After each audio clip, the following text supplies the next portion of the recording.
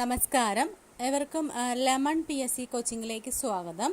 ഇന്ന് നമ്മൾ പഠിക്കാൻ പോകുന്നത് കാന്തികത, അതുപോലെ തന്നെ സ്ഥിത വൈദ്യുതി, ധാരാവൈദ്യുതി എന്നുള്ള ടോപ്പിക്കാണ്. ഫിസിക്സിൽ തന്നെ പാർട്ടാണ്. അപ്പം നമുക്ക് ഇതിനകത്ത് എന്താണ് കാന്തം, അതുമായിട്ട് ബന്ധപ്പെട്ട കുറച്ച് കാര്യങ്ങൾ പഠിക്കാനുള്ളത്. അപ്പോൾ നമുക്ക് ക്ലാസ്സിലേക്ക് കിടക്കാം. അത് നമുക്ക് കാന്തികത എന്നുള്ള ടോപ്പിക്ക് നോക്കാം.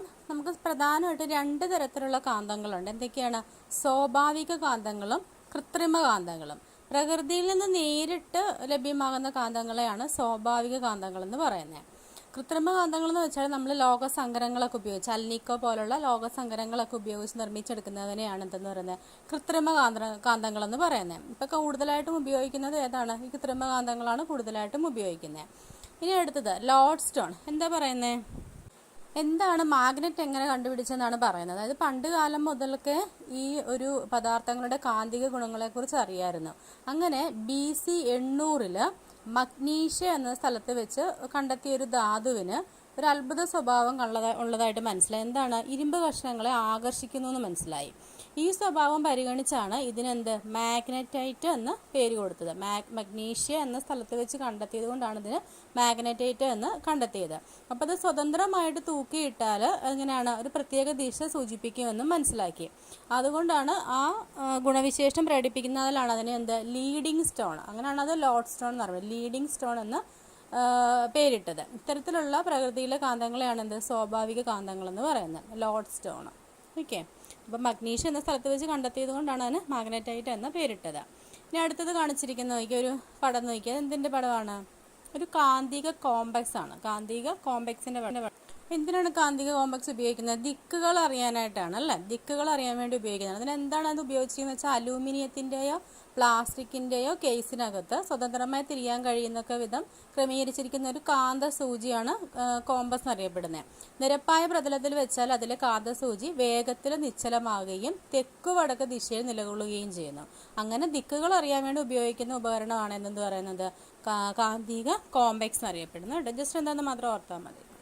ഇനി അടുത്ത് നമ്മൾ പറയുന്നത് ഭൂമി ഒരു കാന്തത്തെ പോലെയാണ്, ഭൂമി ഒരു മാഗ്നറ്റിനെ പോലെയാണ്. അങ്ങനെ ആദ്യം മനസ്സിലാക്കിയ ആളുടെ പേരാണ് വില്യം ഗിൽബർട്ട്. വില്യം ഗിൽബർട്ട് എന്ന് പറഞ്ഞ ശാസ്ത്രജ്ഞനാണ് ഭൂമി ഒരു കാന്തിക വലയത്തെ പോലെ വർത്തിക്കുന്നുവെന്ന് ആദ്യമായിട്ട് കണ്ടെത്തിയത്. ഒരു പടം കൊടുത്തേക്കുന്നുണ്ടോ? ഭൂമിശാസ്ത്രം, അതായത് ഭൂമിക്ക് ഭൂമിശാസ്ത്രപരമായ തെക്കും വടക്കും ഉള്ളതുപോലെ തന്നെ ഭൂമി ഒരു കാന്തമായിട്ട് പരിഗണിക്കുമ്പോൾ അതും തെക്കു വടക്ക് ധ്രുവങ്ങളുണ്ടെന്ന് കണ്ടെത്തി. അപ്പോൾ ഭൂകാന്തത്തിൻ്റെ ദക്ഷിണ ധ്രുവം ഭൂമിശാസ്ത്രപരമായ ഉത്തരധ്രുവവും ഭൂകാന്തത്തിൻ്റെ ഉത്തരധ്രുവം ഭൂമിശാസ്ത്രപരമായ ദക്ഷിണ ധ്രുവത്തിനും അടുത്താണ്. ഓക്കെ, അത് മാറിപ്പോരുത് കേട്ടോ. അതായത് ഭൂകാന്തത്തിൻ്റെ ദക്ഷിണ ധ്രുവം ഭൂമിശാസ്ത്രപരമായ ഉത്തരധ്രുവവും ഭൂകാന്തത്തിൻ്റെ ഉത്തരധ്രുവമാണ് ഭൂമിശാസ്ത്രപരമായ ദക്ഷിണ ധ്രുവം എന്ന് പറയുന്നത്. അപ്പോൾ ആരെ കണ്ടെത്തിയത്? William Gilbert. അതും കൂടെ ഓർത്തിരിക്കണം കേട്ടോ. ഇനി അടുത്ത് എന്താണ് മാഗ്ലേവ് ട്രെയിനുകൾ? അതായത് റെയിൽപാളത്തിലൂടെ പാഞ്ഞു പോകുന്ന തീവണ്ടികൾ കണ്ടു നിൽക്കുമ്പോൾ നമുക്കതൊരു കൗതുകമായിരിക്കും അല്ലേ? ഈ പാളങ്ങളിലൂടെ അതിവേഗം ഉരുണ്ടു പോകുന്ന ലോഹ ചക്രങ്ങൾ ഉണ്ടാക്കുന്ന ശബ്ദം ചിലപ്പോൾ അരോചകമായി തോന്നും. ചക്രങ്ങൾ ഇല്ലാതെ തന്നെ പാളത്തിന് മുകളിലൂടെ പാഞ്ഞു പോകുന്ന ട്രെയിനുകളാണ് എന്ത് മാഗ്ലേവ് ട്രെയിനുകൾ എന്നറിയപ്പെടുന്നത്, അഥവാ മാഗ്നറ്റിക് ലെവിഗേഷൻ ട്രെയിനുകൾ. അതിൻ്റെ ഷോർട്ട് ഫോമാണ് മാഗ്ലേവ് ട്രെയിനുകൾ. ചക്രങ്ങളില്ലാതെ പാളത്തിന് മുകളിലൂടെ പാഞ്ഞു പോകുന്ന ട്രെയിനുകളാണ്.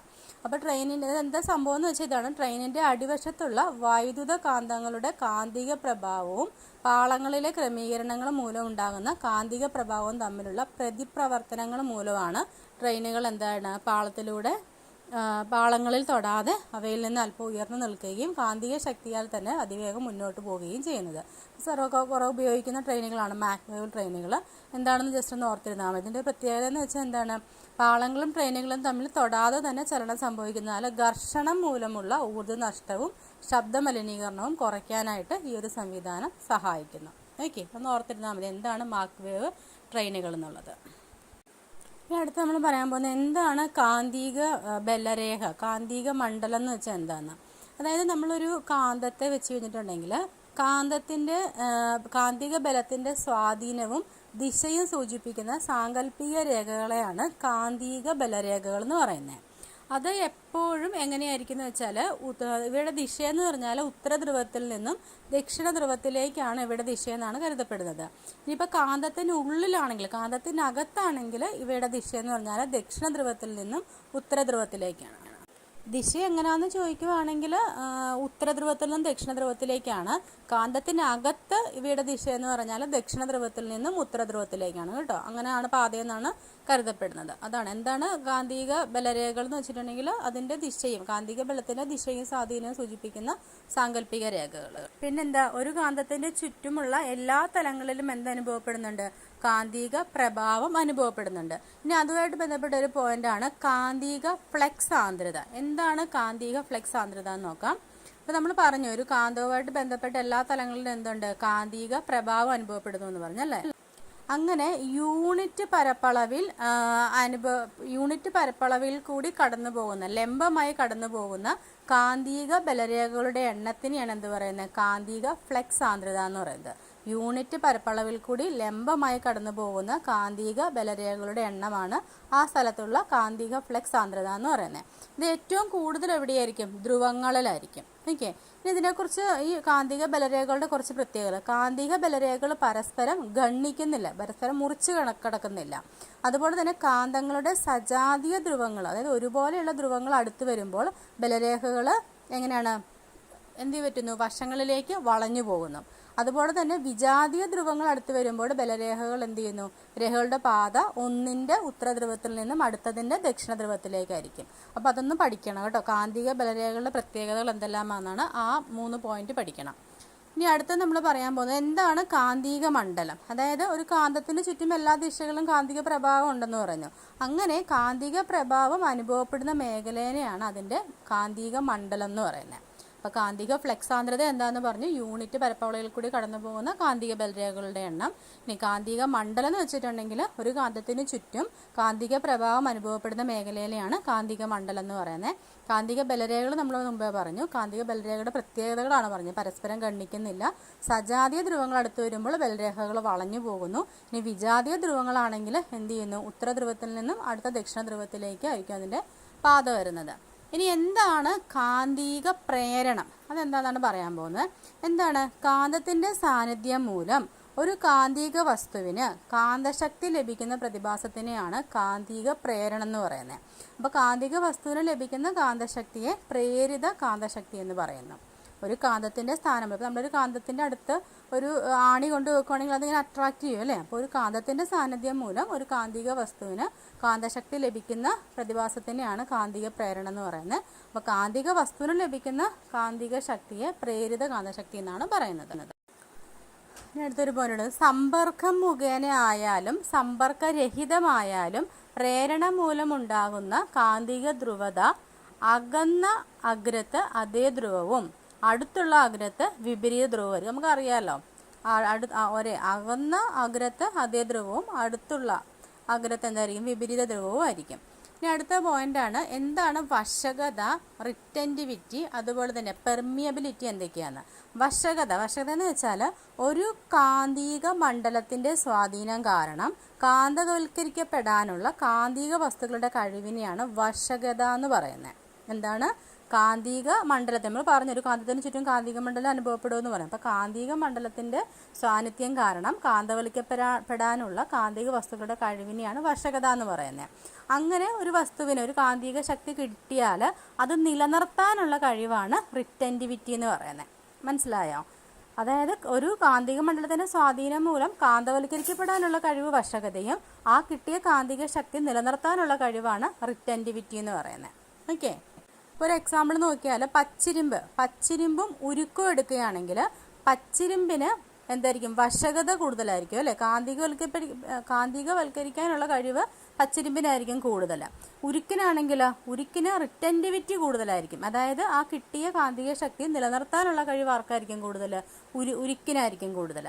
അപ്പോൾ വശകത കൂടുതൽ പച്ചിരിമ്പിനും റിറ്റൻറ്റിവിറ്റി കൂടുതൽ ഉരുക്കിനുമാണ്.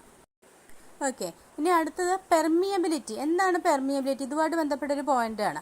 കാന്തിക ബലരേഖകളെ ഉള്ളിലേക്ക് കടത്തിവിടാനുള്ള ഒരു വസ്തുവിൻ്റെ കഴിവാണ് പെർമിയബിലിറ്റി എന്ന് പറയുന്നത്. കാന്തിക ബലരേഖകളെ ഉള്ളിലേക്ക് കടത്തിവിടാനുള്ള ഒരു വസ്തുവിൻ്റെ കഴിവ്. അപ്പോൾ വർഷകത എന്ന് വെച്ചാൽ കാന്തിക വസ്തുക്കളെ ആകർഷിക്കാൻ, സ്വാധീനം മൂലം കാന്തവൽക്കരിക്കപ്പെടാനുള്ള കഴിവ്. ആ കിട്ടിയ കാന്തിക ശക്തി നിലനിർത്താനുള്ള കഴിവാണ് റിറ്റൻറ്റിവിറ്റി. ഇനി കാന്തിക ബലരേഖകളെ ഉള്ളിലേക്ക് കടത്തിവിടാനുള്ള കഴിവാണ് എന്ത്? പെർമിയബിലിറ്റി. ആ മൂന്നും പഠിക്കണം കേട്ടോ, മാറിപ്പോകരുത്. ഇനി അടുത്തൊരു കാര്യം പറയട്ടെ.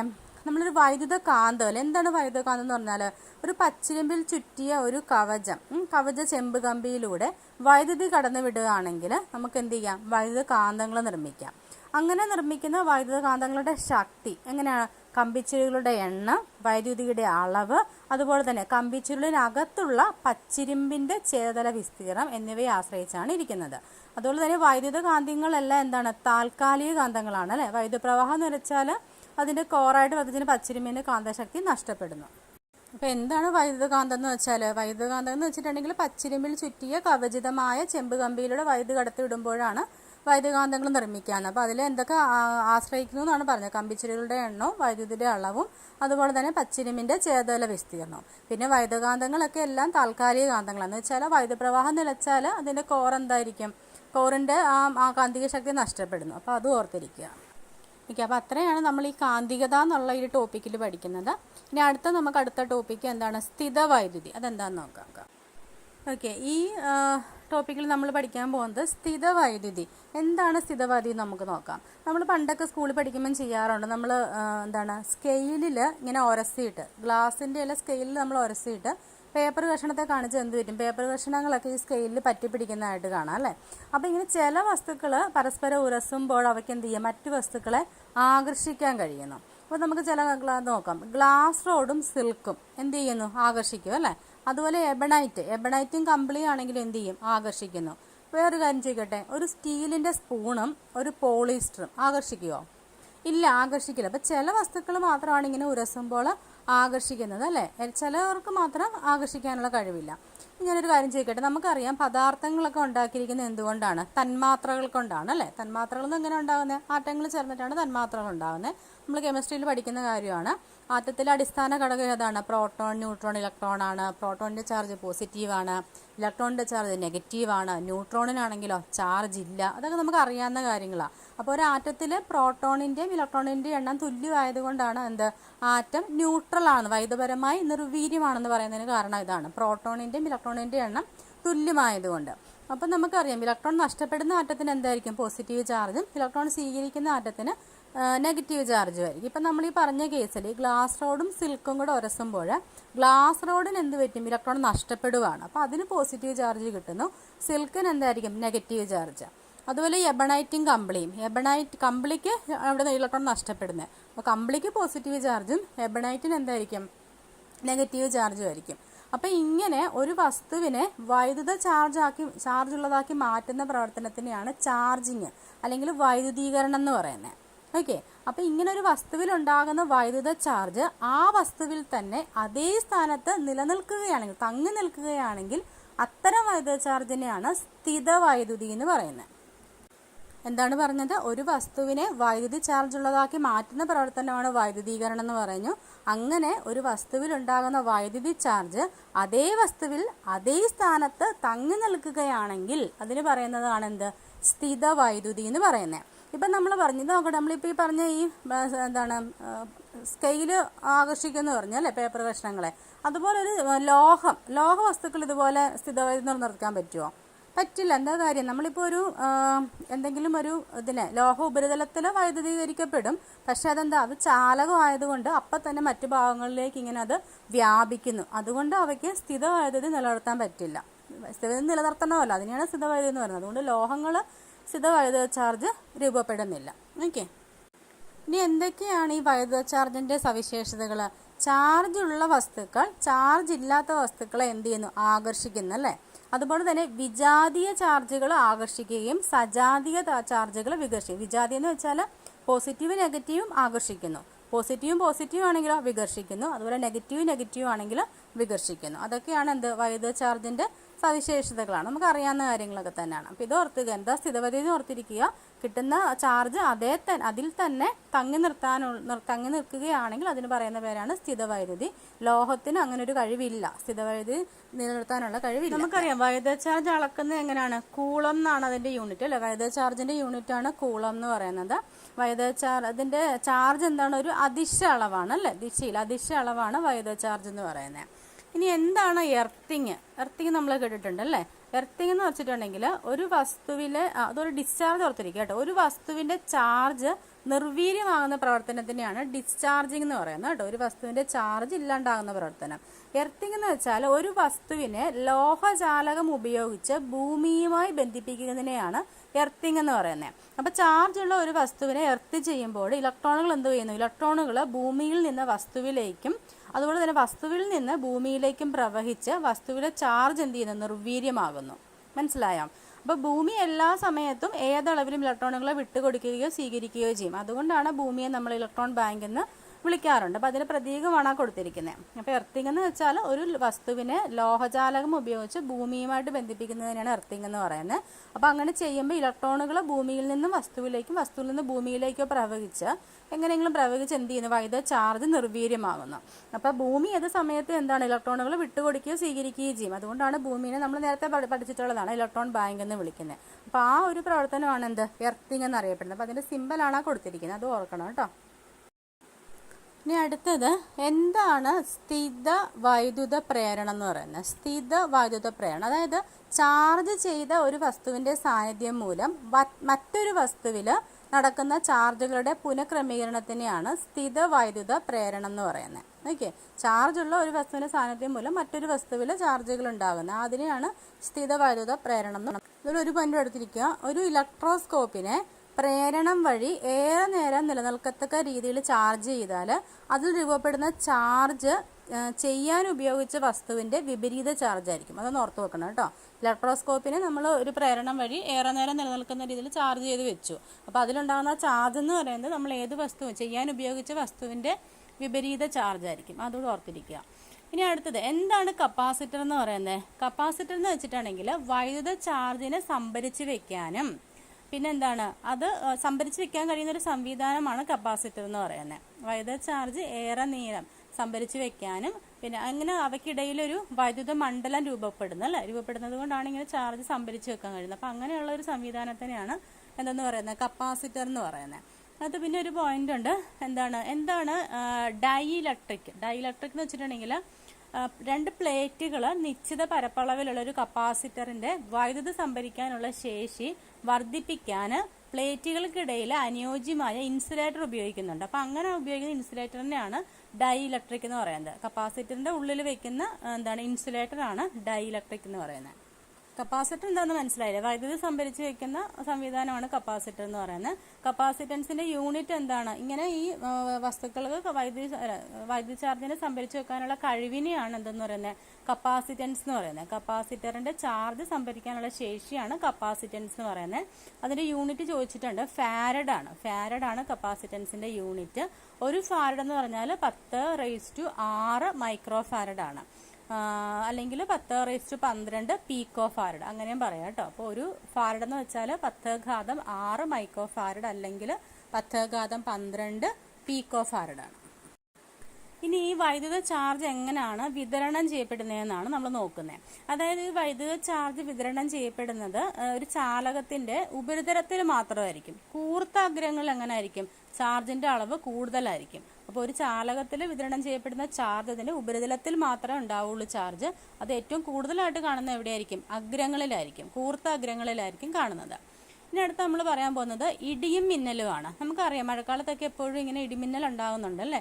എങ്ങനെയാണ് ഈ മിന്നൽ ഉണ്ടാകുന്നത്, അതായത് അന്തരീക്ഷത്തിലെ ചാർജുള്ള മേഘങ്ങൾ തമ്മിലോ ചാർജുള്ള മേഘങ്ങളും ഭൂമിയും തമ്മിലോ ഉണ്ടാകുന്ന വൈദ്യുത ഡിസ്ചാർജ് ആണ് മിന്നൽ എന്ന് പറയുന്നത്. എന്താണ്, അന്തരീക്ഷത്തിലെ വൈദ്യുത ചാർജുള്ള മേഘങ്ങൾ തമ്മിലോ അല്ലെങ്കിൽ ചാർജുള്ള മേഘങ്ങളും ഭൂമിയിൽ തമ്മിലോ ഉണ്ടാകുന്ന ഡിസ്ചാർജിനെയാണ് എന്തെന്ന് പറയുന്നത്, മിന്നൽ എന്ന് പറയുന്നത്. മിന്നൽ. ഓക്കെ, പിന്നെ ഇത് മിന്നലിൽ നിന്ന് രക്ഷപ്പെടാനുള്ള ഒരു സംഭവമാണ് മിന്നൽ രക്ഷാജാലകം അല്ലെ. മിന്നൽ രക്ഷാജാലകം നമ്മൾ പറഞ്ഞു നേരത്തെ പഠിച്ചു. അതിന്റെ പ്രവർത്തനം എങ്ങനെയാ? നമ്മൾ പറഞ്ഞു മേഘങ്ങളിൽ നിന്ന് കൂടുതലായിട്ട് നെഗറ്റീവ് ചാർജ് രൂപപ്പെടുമ്പോൾ ഈ മിന്നൽ രക്ഷാചാലകത്തിന്റെ കൂർത്ത അഗ്രങ്ങളിൽ ഉയർന്ന തോതിൽ എന്തുണ്ടാവുന്നു? പോസിറ്റീവ് ചാർജ് ഉണ്ടാവുന്നു. അപ്പൊ ധാരാളം ഇലക്ട്രോണുകൾ ഈ മിന്നൽ രക്ഷാചാലകത്തിൽ നിന്ന് ഭൂമിയിലേക്ക് എർത്ത് ചെയ്ത ഭാഗത്തു കൂടി പ്രവഹിക്കുന്നു. അതുകൊണ്ടാണ് അങ്ങനെ പോസിറ്റീവ് ചാർജ് ഉണ്ടാകുന്നത്. അപ്പൊ ഈ കൂർത്ത അഗ്രങ്ങളിൽ ഈ ചാർജിന്റെ സാന്നിധ്യം ഉണ്ടാകുന്ന വൈദ്യുത മണ്ഡലം മേഘങ്ങളിൽ നിന്ന് വരുന്ന നെഗറ്റീവ് ചാർജിനെ എന്ത് ചെയ്യുന്നു? നിർവീര്യമാക്കുന്നു. അതുവഴി മിന്നൽ ഉണ്ടാകാനുള്ള സാഹചര്യം ഇല്ലാണ്ടാക്കുന്നു.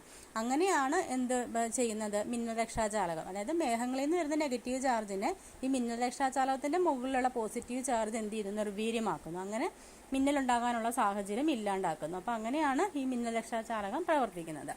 ഓക്കെ, അത് ഓർത്തിരിക്കണം. പിന്നെ അടുത്ത് നമ്മൾ പറയുന്ന ഇടിയും മിന്നലും അല്ലെ, മേഘങ്ങളിൽ ഡിസ്ചാർജ് സ്വരൂപിക്കുന്ന പല സിദ്ധാന്തങ്ങളും ഉണ്ട്. അവയിൽ സ്വീകാര്യമായ ഒന്നാണ് മിന്നലിനെ പറ്റിയുള്ള കാര്യമാണ് പറയുന്നത്.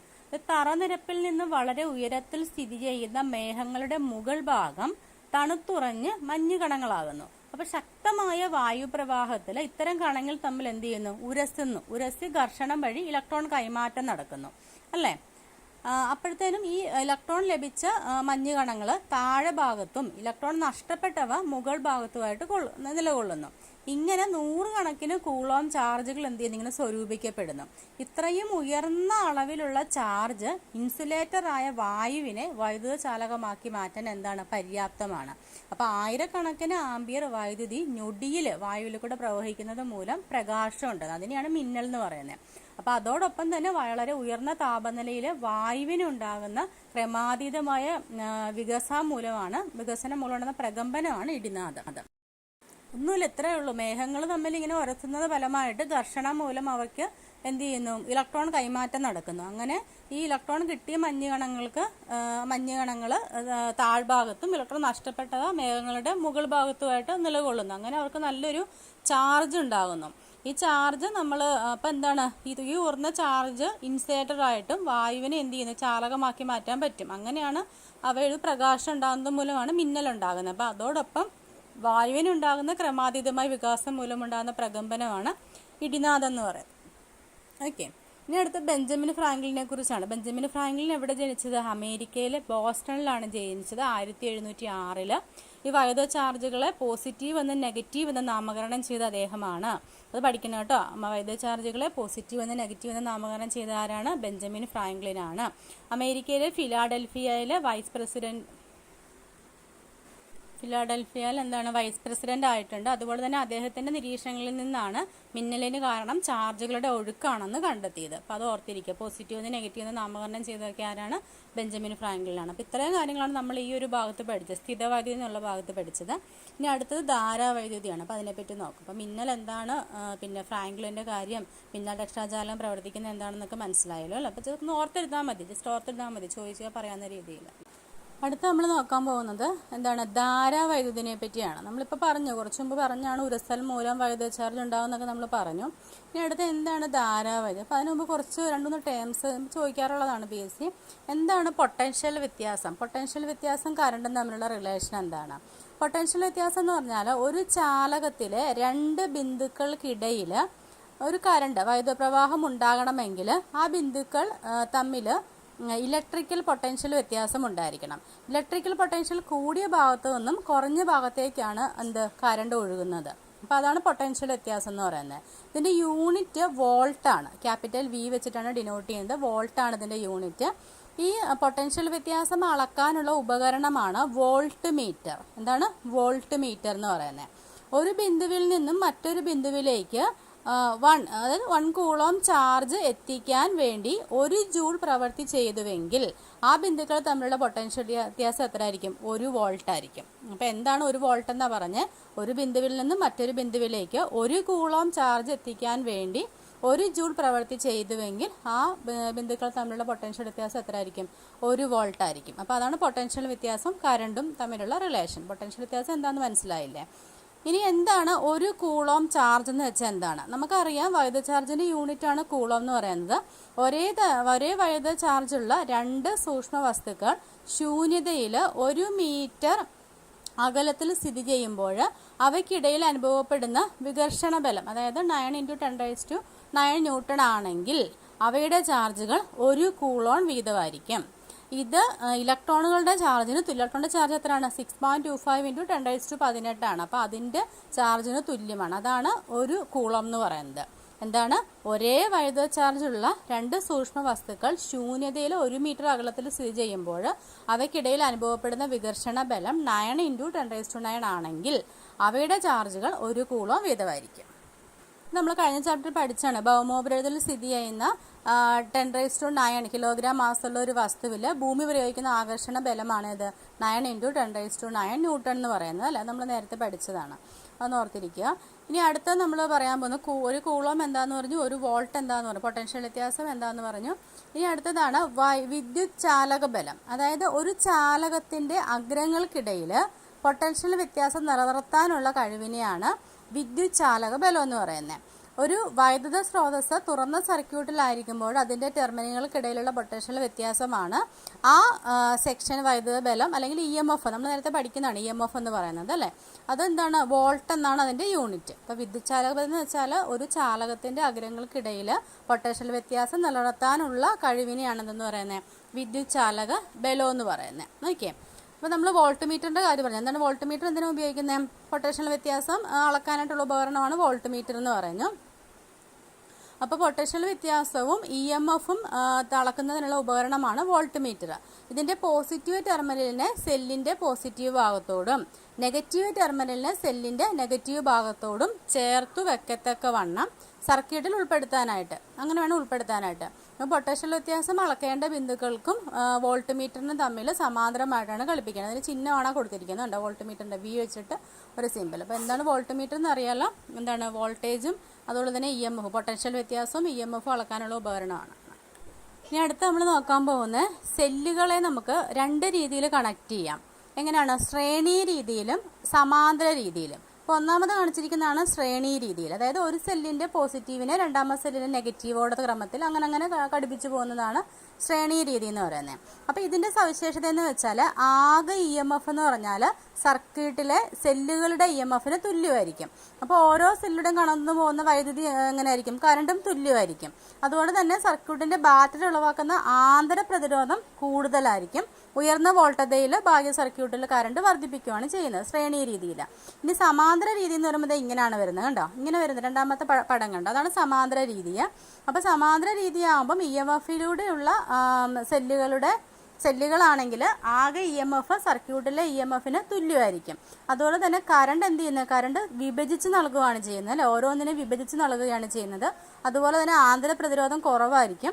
കുറഞ്ഞ വോൾട്ടതയിൽ കൂടുതൽ സമയം കൂടുതൽ കറണ്ട് ലഭ്യമാകുന്നു. അപ്പോൾ ഇതിൽ ഏത് കണക്ട് ചെയ്യുന്നതായിരിക്കും നമുക്ക് കൂടുതൽ വെളിച്ചം കിട്ടുന്നത്? ശ്രേണി രീതി ആയിരിക്കും, അല്ലേ? ശ്രേണി രീതിയിൽ കണക്ട് ചെയ്യുമ്പോഴായിരിക്കും നന്നായിട്ട് പ്രകാശം ലഭിക്കുന്നത്. അപ്പോൾ രണ്ട് രീതിയിൽ കണക്ട് ചെയ്യുക എന്നുള്ള കാര്യം ഓർത്തിരിക്കുക. ശ്രേണി രീതിയും പിന്നെ എന്താണ് സമാന്തര രീതിയും, കേട്ടോ? അപ്പോൾ അതിൻ്റെ സവിശേഷതകൾ ഓർത്തിരിക്കണം, ചോദിക്കാൻ ചാൻസ് ഉണ്ട്. ഇനി അടുത്തതാണ് എന്ത്? കറണ്ട് എന്ന് വെച്ചാൽ കറണ്ടിൻ്റെ ഡെഫിനേഷൻ എന്താണ്?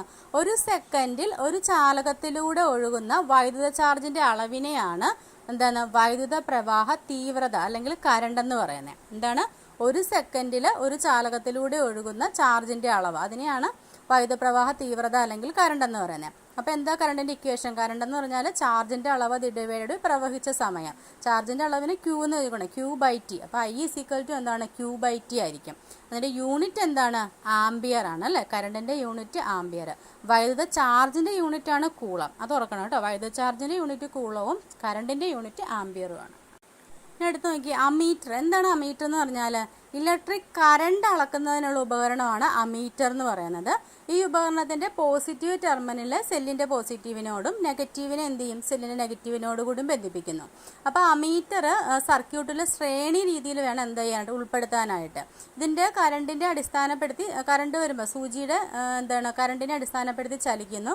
സൂചിയുടെ സ്ഥാനം നോക്കി നമുക്ക് കറണ്ട് അളക്കാം. അപ്പോൾ കറണ്ട് അളക്കുന്നതിനുള്ള ഉപകരണം, അതായത് ഇലക്ട്രിക് കറണ്ട് അളക്കുന്നതിനുള്ള ഉപകരണമാണ് അമീറ്റർ എന്ന് പറയുന്നത്. കറണ്ടിൻ്റെ യൂണിറ്റ് നമ്മളിപ്പോൾ പറഞ്ഞു ആംബിയർ ആണ്, അല്ലേ? അപ്പോൾ ആംബിയർ നമുക്ക് C/S എന്നും വേണമെങ്കിൽ എഴുതാമെന്ന് പറഞ്ഞിട്ടുണ്ട്. അപ്പം മില്ലി ആംബിയർ, മില്ലി ആംബിയർ, അതുപോലെ തന്നെ മൈക്രോ ആംബിയർ, അങ്ങനത്തെ ഒക്കെ ഉള്ളത് കറണ്ടിൻ്റെ ചെറിയ യൂണിറ്റുകളാണ്. അമ്മീറ്ററിൻ്റെ സിമ്പിൾ കണ്ടോ, എ ഇട്ടിട്ട് ഒരു ഇത്, അങ്ങനെയാണ് അമ്മീറ്ററിൻ്റെ സിമ്പിൾ. നമ്മൾ വോൾട്ട് മീറ്ററിൻ്റെ പറഞ്ഞോളൂ തന്നെ, വോൾട്ട് മീറ്റർ നമ്മൾ വി ഇട്ടിട്ട് ഒരു ഇതാണ്, അതുപോലെ തന്നെയാണ് അമ്മീറ്ററിൻ്റെ. ഇനി അടുത്തത് നമ്മൾ ഓംസ് ലോ. എന്താണ് ഓംസ് ലോ പറയുന്നത്? പഠിക്കണം കേട്ടോ. താപനില സ്ഥിരമായിരുന്നാൽ ഒരു ചാലകത്തിലൂടെയുള്ള കറണ്ട് അതിൻ്റെ രണ്ട് അഗ്രങ്ങൾക്കിടയിലുള്ള പൊട്ടൻഷ്യൽ വ്യത്യാസത്തിന് നേരനുപാതത്തിലായിരിക്കും. അതാണ് ഓംസ് ലോ. അതായത് പൊട്ടൻഷ്യൽ വ്യത്യാസവും കറണ്ടും തമ്മിലുള്ള അനുപാതം ഒരു സ്ഥിരസംഖ്യയായിരിക്കും. പൊട്ടൻഷ്യൽ വ്യത്യാസം എന്താണ്? വി അല്ലേ, വി ബൈ കറണ്ട് ഐ. അപ്പോൾ V by I is equal to a constant. ആ കോൺസ്റ്റന്റ് നമ്മൾ ആർ എന്ന് പറയുന്നു. അതിനെയാണ് എന്ത്? പ്രതിരോധം അല്ലേ. പ്രതിരോധം എന്ന് പറയുകയാണ് ഈ സ്ഥിരസംഖ്യനെ നമ്മൾ പ്രതിരോധം എന്ന് പറയുന്നത് ആർ വെച്ച് ഡിനോട്ട് ചെയ്യുന്നു. അപ്പോൾ R is equal to V by I. അതാണ് ഓംസ് ലോ പറയുന്നത്. പൊട്ടൻഷ്യൽ വ്യത്യാസവും കറണ്ടും തമ്മിലുള്ള അനുപാതം ഒരു സ്ഥിരസംഖ്യയായിരിക്കും. പഠിക്കണം കേട്ടോ. ജോർജ് സൈമൺ ഓം എന്ന് പറയുന്ന ശാസ്ത്രജ്ഞനാണ് ഇത് കണ്ടെത്തിയത്. അതുകൊണ്ടാണ് ഇതിനെ എന്തറിയപ്പെടുന്നത്? ഓം നിയമം എന്നറിയപ്പെടുന്നത്. അപ്പോൾ ഒരു നിശ്ചിത പ്രതിരോധം ഒരു സർക്യൂട്ടിൽ ഉൾപ്പെടുത്താനായിട്ട് ഉപയോഗിക്കുന്ന ചാലകങ്ങളെയാണ് പ്രതിരോധകം അല്ലെങ്കിൽ റെസിസ്റ്റർ എന്ന് വിളിക്കുന്നത്. അതിൻ്റെ പ്രതീകമാണ് കൊടുത്തിരിക്കുന്നത് കണ്ടോ, റെസിസ്റ്ററിൻ്റെ പ്രതീകം. ഇനി സൈഡിൽ കൊടുത്തേക്കുന്ന ചാലകത്തിലൂടെയുള്ള വൈദ്യുതപ്രവാഹം. അതായത് ഒരു ചാലകത്തിൽ നിശ്ചലാവസ്ഥയിലുള്ള പോസിറ്റീവ് അയോണുകളും ചലന സ്വാതന്ത്ര്യമുള്ള ഇലക്ട്രോണുകളും ഉണ്ട് അല്ലേ. ഈ സ്വതന്ത്ര ഇലക്ട്രോണുകൾ എന്താണ് ചാലകത്തിൽ എന്ത് ചെയ്യുന്നു? റാൻഡമായിട്ടുണ്ടായിരിക്കും. ചാലകത്തിൽ ഒരു EMF സ്രോതസ്സുമായിട്ട് ബന്ധിപ്പിക്കുമ്പോൾ ഇലക്ട്രോണുകൾ നെഗറ്റീവ് ടെർമിനലിൽ നിന്നും പോസിറ്റീവ് ടെർമിനലിലേക്ക് എന്ത് ചെയ്യുന്നു? ചലിക്കാൻ തുടങ്ങുന്നു. അങ്ങനെയാണ് അവയുടെ സമന്വിതമായ നീക്കത്തെ ചാലകത്തിൻ്റെ പോസിറ്റീവ് അയോണുകൾ തടസ്സപ്പെടുത്തുന്നത്. അതിൻ്റെ ഫലമായിട്ട് ഇലക്ട്രോണുകളുടെ വർദ്ധിച്ച വേഗം കുറയുകയും പിന്നെ ചാലകത്തിൻ്റെ ഒരഗ്രത്തിൽ ഇലക്ട്രോണുകൾക്ക് ലഭിക്കുന്ന തത്സമയം രണ്ടാമത്തെ അഗ്രത്തിലേക്ക് വരികയും ചെയ്യുന്നു. അങ്ങനെ ഇലക്ട്രോണുകളുടെ മൂവ്മെന്റ് മൂലം എന്ത് ചെയ്യുന്നു? സർക്യൂട്ടിലൂടെ ഒരു വൈദ്യുത പ്രവാഹം ഉണ്ടാകും. ജസ്റ്റ് ഒന്ന് വായിച്ചു നോക്കിയാൽ മതി. അത് ഇമ്പോർട്ടൻ്റ് അല്ല, ഇപ്പം പറഞ്ഞ കാര്യം ഇമ്പോർട്ടൻ്റ്. ഓംസ് ലോയും അതിൻ്റെ ആ ഇക്വേഷൻ കാര്യങ്ങൾ ഓർത്തിരിക്കുക. R is equal to V by I ചോദിക്കാൻ ചാൻസ് ഉണ്ട്. പിന്നെ ഇതിൻ്റെ കുറിച്ച് ഓർത്തിരിക്കുക. ജോർജ് ഓം എന്ന് പറയുന്ന ശാസ്ത്രജ്ഞനാണ്. അദ്ദേഹം ഒരു പ്രശസ്തമായ ഭൗതിക ശാസ്ത്രജ്ഞനാണ്. അദ്ദേഹത്തിൻ്റെ പ്രധാന എർലാജിൻ എന്ന യൂണിവേഴ്സിറ്റിയിൽ ഗണിത അധ്യാപകനായിരുന്നു. അതിനുശേഷമാണ് നിയമിതനായ ഓം പിന്നീട് മ്യൂണിക് യൂണിവേഴ്സിറ്റിയിൽ ഊർജ്ജതന്ത്രം വിഭാഗത്തിലെ പ്രൊഫസറായിട്ട് നിയമിതനായി. അത് എന്തൊക്കെ അദ്ദേഹം കണ്ടുപിടിച്ച പൊട്ടൻഷ്യൽ വ്യത്യാസം, കറണ്ട്, പ്രതിരോധം എന്നിവ തമ്മിലുള്ള ബന്ധം കണ്ടത്. അതിനാണ് ഓംസ് നിയമം എന്ന് പറയുന്നത്. നമ്മളിപ്പോൾ പറഞ്ഞില്ലേ, അദ്ദേഹത്താണ് ഇതിനെപ്പറ്റി പറയുന്നത്. ഇപ്പം നമ്മൾ പറഞ്ഞു പ്രതിരോധം എന്ന് പറഞ്ഞല്ലേ, R is equal to V by I എന്ന് പറഞ്ഞു. അപ്പോൾ ആറിൻ്റെ യൂണിറ്റ് എന്തായിരിക്കും? വോൾട്ടേജിൻ്റെ യൂണിറ്റ് ഡിവൈഡഡ് ബൈ കറണ്ടിൻ്റെ യൂണിറ്റ്. വോൾട്ടേജിൻ്റെ യൂണിറ്റ് വോൾട്ടും കറണ്ടിൻ്റെ യൂണിറ്റ് ആംബെയറുമാണ്. അപ്പോൾ വോൾട്ട് ബൈ ആംബെയർ അതായിരിക്കും എന്ത്? പ്രതിരോധത്തിൻ്റെ യൂണിറ്റ്. അപ്പോൾ അതിന് ഡിനോട്ട് ചെയ്യുന്നത് ഒമേഗ എന്ന് പറയുന്ന അക്ഷരം വെച്ചിട്ടാണ് അതിനെ ഡിനോട്ട് ചെയ്യുന്നത്. അപ്പോൾ ഒരു പ്രതിരോധം. അപ്പോൾ എന്താണ് ഒരു ഓം എന്നുള്ള ഒരു കാര്യം? അത് ഒരു ആ കോളത്തിലുള്ളതെന്ന് കൊടുക്കണേ. ഒരു ചാലകത്തിൻ്റെ രണ്ട് അഗ്രങ്ങൾക്കിടയിൽ 1 വോൾട്ട് പൊട്ടൻഷ്യൽ വ്യത്യാസം ഉള്ളപ്പോൾ അതിലൂടെ ഒഴുകുന്ന കറണ്ട് 1 ആംബെയർ ആണെങ്കിൽ നമ്മൾ മുമ്പേ പറഞ്ഞതാണ് ആ ചാലകത്തിൻ്റെ പ്രതിരോധം എന്തായിരിക്കും? 1 ഓം ആയിരിക്കും. ഓക്കെ, അതൊന്ന് ഓർത്തിരുന്നാൽ മതി. അതാണ് 1 ഓം എന്ന് പറയുന്നത്. ഇനി അടുത്തത് 2 ഉപകരണങ്ങളെ പറ്റിയാണ്. ഡിജിറ്റൽ വോൾട്ട് മീറ്റർ കണ്ടോ. എന്താണ് ഉപകരണം? DC-യുടെ വോൾട്ടേജ്, കറണ്ട്, അതുപോലെ തന്നെ AC വോൾട്ടേജ്, കറണ്ട്, ചാലകത്തിലൂടെയുള്ള പ്രതിരോധം അങ്ങനെയൊക്കെ അളക്കുന്നതിനുള്ള ഉപകരണമാണ് ഡിജിറ്റൽ വോൾട്ട് മീറ്റർ. എന്തൊക്കെ അളക്കാം? DC വോൾട്ടേജും കറണ്ട്, അതുപോലെ AC വോൾട്ടേജ്, കറണ്ട്, ചാലകത്തിലൂടെയുള്ള പ്രതിരോധം, അതൊക്കെ അളക്കുന്നതിനുള്ള ഉപകരണമാണ് ഡിജിറ്റൽ വോൾട്ട് മീറ്റർ. ജസ്റ്റ് ഒന്ന് ഓർത്താൽ മതി. അതിൻ്റെ ഓരോന്നിൻ്റെ ഭാഗങ്ങളൊക്കെയാണ് കൊടുത്തിരിക്കുന്നത്. അത്ര പ്രധാനപ്പെട്ടതല്ല, എന്താണെന്ന് മാത്രം ഓർത്തിരിക്കുക. ഇനി അടുത്തൊരു ഉപകരണമാണ് റിയോസ്റ്റാറ്റ്. എന്താണ് റിയോസ്റ്റാറ്റ് എന്ന് പറഞ്ഞാൽ? ഒരു സർക്യൂട്ടിലെ പ്രതിരോധം ക്രമമായി മാറ്റം വരുത്തി കറണ്ടിനെ നിയന്ത്രിക്കുന്നതിനുള്ള ഉപകരണമാണ് റിയോസ്റ്റാറ്റ് എന്ന് പറയുന്നത്. നമ്മളിപ്പോൾ പറഞ്ഞു, പ്രതിരോധത്തിൻ്റെ കാര്യം പറഞ്ഞല്ലേ. ആ പ്രതിരോധത്തിന് മാറ്റം വരുത്തിക്കൊണ്ട് കറണ്ടിനെ നിയന്ത്രിക്കാനുള്ള ഉപകരണമാണ് റിയോസ്റ്റാറ്റ്. അതിൻ്റെ പ്രതീകം കാണിച്ചിരിക്കുന്നുണ്ടോ? ഇതിൻ്റെ മേളിൽ കൂടി ഒരു സിമ്പിളും കൂടി ഉണ്ട്. അപ്പോൾ അതാണ് എന്തെന്ന് പറയപ്പെടുന്നത്? റിയോസ്റ്റാറ്റിൻ്റെ സിമ്പിൾ എന്ന് പറയുന്നത്. ഇപ്പോൾ bulb, cell, ammeter, rheostat, switch ഒരു പോയിന്റാണ്. അതായത് ഒരു ചാലകത്തിൻ്റെ റെസിസ്റ്റിവിറ്റിയുടെ ഉൾക്രമത്തെയാണ് അതിൻ്റെ കണ്ടക്ടിവിറ്റി എന്ന് പറയുന്നത്. ഇപ്പോൾ റെസിസ്റ്റിവിറ്റി പറഞ്ഞു, റെസിസ്റ്റിവിറ്റിയുടെ ഉൾക്രമമാണ് എന്ത്? കണ്ടക്ടിവിറ്റി എന്ന് പറയുന്നത്. ഇതിനെ സൂചിപ്പിക്കുന്നത് നമ്മൾ സിഗ്മ എന്നുള്ള ലെറ്റർ വെച്ചിട്ടാണ്. അപ്പോൾ സിഗ്മ ഈക്വൽ ടു 1/ρ. റോയാണ് എന്ത്? റെസിസ്റ്റിവിറ്റി എന്ന് പറയുന്നത്. അപ്പോൾ അതിൻ്റെ unit ohm raise to -1 metre raise to -1 ആയിരിക്കും. ഓക്കെ, അപ്പോൾ അത് ഓർത്തിരിക്കണം കേട്ടോ. റെസിസ്റ്റിവിറ്റി എന്ന് വെച്ചാൽ എന്താണ്? നമ്മൾ പറഞ്ഞു എന്താണ് പ്രതിരോധം എന്ന് പറഞ്ഞിട്ടുണ്ടെങ്കിൽ പ്രതിരോധം R എന്ന് പറഞ്ഞിട്ടുണ്ടെങ്കിൽ എന്താണ്, ആ ചാലകത്തിൻ്റെ എന്താണ് ഏരിയയുടെ ഉൾക്രമമായിരിക്കും. അതായത് ഒരു ചാലകത്തിൻ്റെ നീളം കൂടുമ്പോൾ പ്രതിരോധം കൂടുകയും ഛേദ പരപ്പളവ് കൂടുമ്പോൾ പ്രതിരോധം കുറയുകയും ചെയ്യുന്നു. ഒരു ചാലകത്തിൻ്റെ നീളം കൂടുമ്പോൾ പ്രതിരോധം കൂടുന്നു. അതുപോലെ ആ ചാലകത്തിൻ്റെ ഛേദ പരപ്പളവ് അത് കൂടുമ്പോൾ പ്രതിരോധം കുറയുകയും ചെയ്യുന്നു. അപ്പോൾ നമുക്ക് ഇങ്ങനെ എഴുതാം, R എന്ന് പറയുന്നത് Lന് ഡയറക്ട്ലി പ്രപ്പോർഷണലും ഏരിയയ്ക്ക് 1/R directly proportional to 1/A ആയിരിക്കും. അപ്പോൾ ആറിനെ നമുക്ക് എന്ത് ഡിനോട്ട് ചെയ്യാം? R = rho into L/A. L എന്ന് വെച്ചാൽ ചാലകത്തിൻ്റെ നീളം, A എന്ന് വെച്ചാൽ എന്താണ്, അതിൻ്റെ ഛേദ പരപ്പളവ്. അപ്പോൾ ആ റോ എന്ന് പറയുന്നതിനെയാണ് എന്ത് പറയുന്നത്? റെസിസ്റ്റിവിറ്റി എന്ന് പറയുന്നത്. റെസിസ്റ്റിവിറ്റി.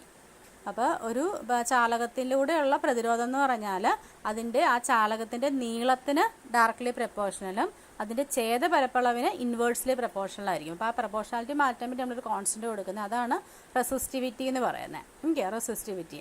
അപ്പോൾ ആ റെസിസ്റ്റിവിറ്റി ഒരു യൂണിറ്റ് ഛേദ പരപ്പളവും യൂണിറ്റ് നീളവുമുള്ള ഒരു ചാലകത്തിൻ്റെ പ്രതിരോധമാണ് റെസിസ്റ്റിവിറ്റി. അപ്പോൾ നിശ്ചിത താപനിലയിലുള്ള ഒരു പദാർത്ഥത്തിന് റെസിസ്റ്റിവിറ്റി എന്തായിരിക്കും? സ്ഥിരമായിരിക്കും.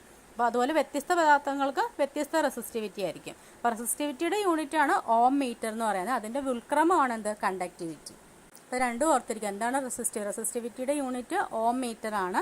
അതിൻ്റെ റെസിസ്റ്റിവിറ്റിയുടെ ഉൾക്രമമാണ് കണ്ടക്ടിവിറ്റി. അപ്പോൾ അതിൻ്റെ യൂണിറ്റ് ഓം (-1) മീറ്റർ (-1). അപ്പോൾ അത്രയും കാര്യങ്ങളാണ് നമ്മൾ ഈ ഒരു ഭാഗത്ത് ഡിസ്കസ് ചെയ്തത്. എല്ലാം കുഞ്ഞു പോയിൻ്റാണ്, പക്ഷെ എല്ലാം ഇമ്പോർട്ടൻ്റ് ആണ്.